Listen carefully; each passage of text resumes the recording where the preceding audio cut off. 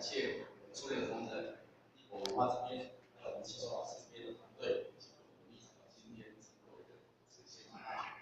在此首先非常谢谢大家。刚刚其实这个活动会时间过得非常快。2015年是2年前10月，在这个地方我们进行了第1届的一个台南市无形文化资产影像竞赛的一个颁奖。那其实它是一个尝试性的做法。那我们期待透过这个影像的记录，能够把台南市文化资产的东西，透过影像把它记录下来，说出来。那我们第1次就获得相当大的一个回响，所以我们同仁在那次之后，我们回去之后再想说，那我们能不能每2年来办1次，而且都能够来扩大举办？所以我们想着，我们在进行规划，那想不到2017年这个台南市文化资产影像竞赛真的来举办。那这一次我们把整个一个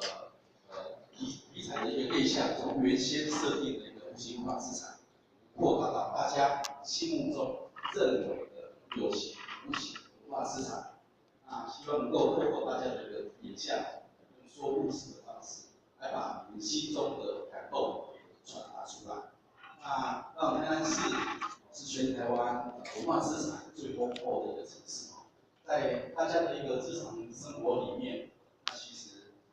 建筑、一些聚落或者一些历史街区、传统艺术、民俗等等，五十皆是。那我想台南市除了重视文化资产保存的工作以及教育传承的工作之外，那其实我们也相当的重视我们这个记录、出版以及影像的这样一个活动。那在民间呢，其实很多各方之士，其实他们运用他们自己的一些结果的一些创意等等，他们结合整个导入，结合他们的一些艺术、一些表演、一些市集、工艺等等，把这个台南丰厚的一个文化，透过这一些来把它呈现出来。我想，这种从传统的一个生活来出发，那带出一种用现在的方式带出他们心中对于传统的诠释，这个是台南市跟其他一个县市不一样的地方。所以每年我们可以看到，在台南市在推价值期间，有很多外县市的甚至国外的朋友到这个城市来，那大家在大学的整个过去历史的一个足迹。那我想这一次20组的朋友来参加这个竞赛，那我们会选出20组的入围。那从今日起，那我们这些入围的影片，我们会在全省各个地方来进行巡回的播映。那其实我们的目的就是说，希望透过这些大家记录的心中的感动、心中的故事，透过这些影像的传递，让看的人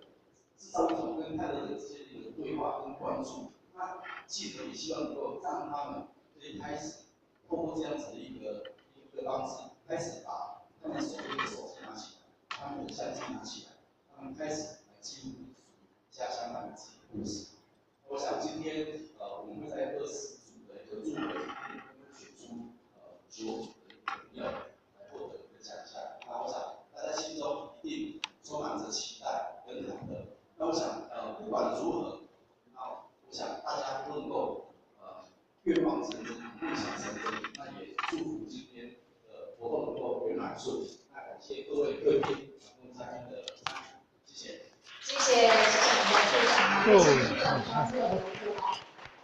因为我们刚刚特别提到，我们从近120件的征件作品当中呢，选出了20部的入围哦。接下来呢，就要请处长麻烦让我们的入围证书哦。那有上报名的我们的导演哦，也请跟我们大家来挥手哦。偶戏回忆杨乃勋，还有杜希宇导演，我们的偶戏回忆的导演在。